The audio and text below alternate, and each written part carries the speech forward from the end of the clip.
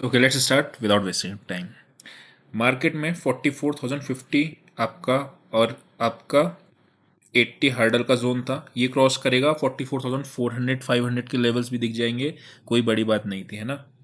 अभी अभी मैं बताऊंगा एक अच्छा, जो लोग प्राइस एक्शन की सीरीज देख रहे हैं उसको वो लोग देखते रहो, वो इंपॉर्टेंट है बिकॉज वो आपको इंट्राडे में बहुत ज़्यादा काम आने वाली है। अभी आपको पता चलेगा कि 20,200 के बाद इंट्राडे में भले ये मूव हो जाए। अभी मैं आपको बताता हूँ 20,200 का जो लेवल है ना, ये डबल टॉप पे आ रहा है, मार्केट आ रहा है करेक्ट। लेकिन आप देखना आने वाले टाइम में ये रुकेगा नहीं और ऊपर भी जाएगा। अभी उसका रीजन मैं आपको बताऊंगा। वो प्राइस एक्शन जो वाली सीरीज जो लोग नहीं देख रहे उसको देख लो थोड़ा सा। वो अच्छी एडवांस लेवल की है, आपको देखने बहुत कुछ सीखने को मिलेगा। अभी फिलहाल स्टार्ट करते हैं एनालिसिस को, ठीक है। सबसे पहले क्या देखोगे आप, यहाँ पे एक साउंड स्ट्रॉन्ग मूव आया है। कल भी हम लोगों ने देखा था अगर गैप डाउन नहीं खुला तो सारा ही केस अपना अच्छा है, ठीक है। 44,050 अपना 100 एक रेजिस्टेंस एरिया था, वो क्रॉस करेगी 400 तक का भी मूव होगा। थोड़ा सा 600 ज़्यादा चले गए थे मार्केट, ठीक है कोई बात नहीं। अभी अगर मैं बात करता हूँ तो कल क्या, अब देखना एक चीज याद रखना, मैं जो बता रहा हूँ इंट्राडे की एनालिसिस अलग होती है और आपकी स्विंग की ट्रेडिंग की एनालिसिस अलग होती है। आज भी निफ्टी के टारगेट्स अगर आप देखोगे तो मैंने 3 टारगेट देता हूँ। जनरली 40-45 पॉइंट के टारगेट होते हैं, लेकिन आज 20,150 तक का टारगेट दिया था फाइनल।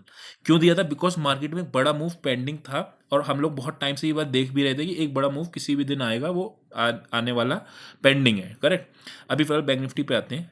कल 3 केसेस होंगे, सिंपल रखते हैं, बहुत जल्दी से फटाफट से देख लेंगे, ठीक है। कल 3 केसेस कौन से होंगे आपके? Gap up, gap down, sideways, ठीक है। अगर गैप अप मार्केट खुलता है तो आप थोड़ा सा आपका देखना आधा पौन घंटा थोड़ा सा और स्ट्रेच करेगा, फिर आपका साइडवेज टू बेरिश की तरफ चला जाएगा। इंट्राडे की मैं बात कर रहा हूँ। हमने एक चीज देखी है कि स्विंग अलग चीज होती है और आपका इंट्राडे अलग होता है। क्यों?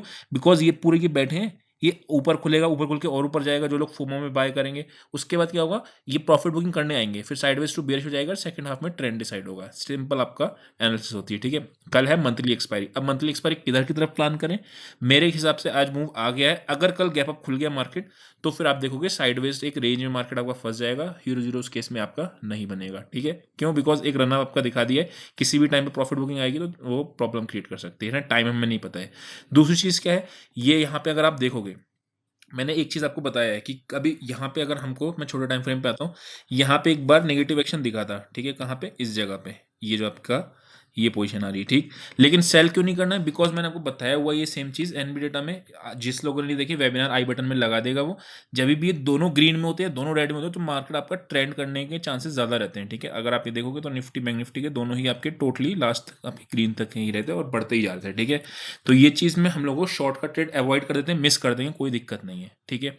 जिसको भी ये शीट चाहिए होती है अपना व्हाट्सएप मैसेज कर देना, ठीक है। अभी आगे बढ़ते हैं और देखते हैं, ठीक। अभी मैं अगर बात करता हूँ तो इंपॉर्टेंट सपोर्ट एरिया कौन सा बन गया बैंक निफ्टी के लिए, तो यानी कि जहां की पुट्स जीरो होने के चांसेस हैं, वो आ रहा है आपका 43,400 के आसपास का। ये एरिया आपका भी सपोर्ट काम करेगा। अगर किसी कारणवश मार्केट यहाँ पे आ जाती है और मिलती है तो हम लोग बाइंग के साइड को प्रेफर करेंगे, ठीक है। अभी निफ्टी में हम लोग देखेंगे ना कि मैं क्यों बता रहा हूँ कि निफ्टी आपका इस बार डबल टॉप नहीं बनाएगा, अभी बता दूंगा, ठीक है। अभी फिलहाल आप देखोगे तो बैंक निफ्टी में ये सारे आपके, ये आपका एक रेजिस्टेंस का एरिया, ठीक है। 44,800, यानी 800 के आसपास, अगर 850 के आसपास कोई नेगेटिव एक्शन मिलता है, मैं कॉल शॉर्ट जाऊंगा, पुट बाय नहीं करूंगा। रीजन क्या है? कल एक्सपायरी है, पुट बाय करने में थोड़ा सा दिक्कत होती है। कॉल अगर मुझे लेट से 100-150 रुपए की मिल रही है एट द मनी की, तो 100-150 रुपए का प्रीमियम लेने की कोशिश करूंगा अगर ऊपर अपर रेंज पे जाती है। वो कौन सा है? 44,800। याद रखना नेगेटिव प्राइस एक्शन, जिन लोगों ने प्राइस एक्शन की सीरीज नहीं देखी है जाके देख लो, यूट्यूब पर डाल रखी है।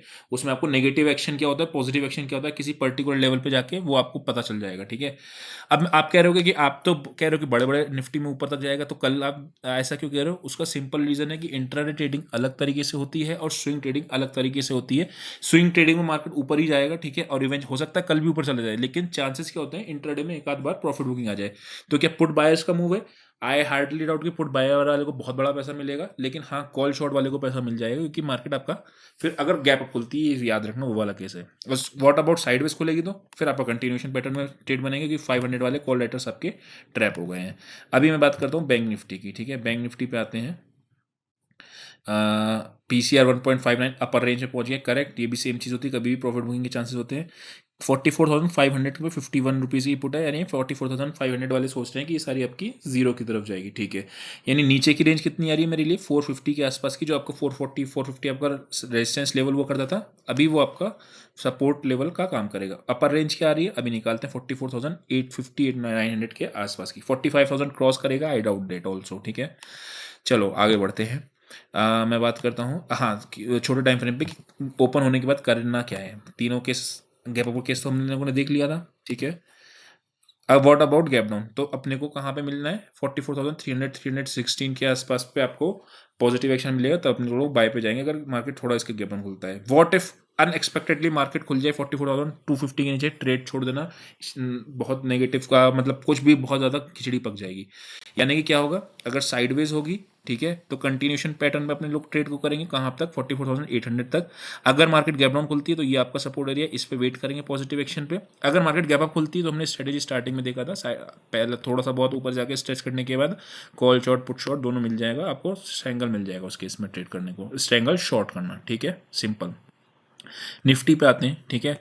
निफ्टी की यही मैंने आपको बताया था कि बड़े टारगेट्स क्यों थे कल। अगर जनरली मैं 50-60 पॉइंट के इंटरडे में टारगेट रखता हूँ, लेकिन आज फोर्थ टारगेट 150 तक का दिया था।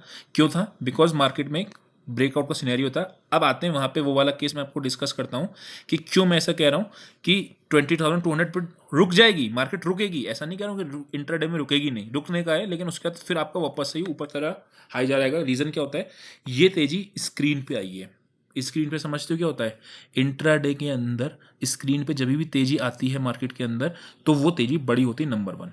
नंबर सेकंड क्या है, इस वाली तेजी में देखोगे कहीं भी एक रिट्रेसमेंट था ही नहीं, ठीक है।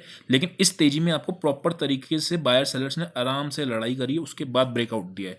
तो हमेशा याद रखना, इंट्राडे के अंदर आपको भले ही शॉर्टिंग की अपॉर्चुनिटी मिल जाए, लेकिन स्विंग ट्रेडिंग में आपके लिए जब तक 19,900 का लेवल, अगर आपको ध्यान होगा, आप जो पुराने व्यूअर है वो आप चाहे तो कमेंट्स में लिख देना, बता देना कि 19,300 के ऊपर तक हम लोग बिल्कुल बाय ऑन डिप्स थे।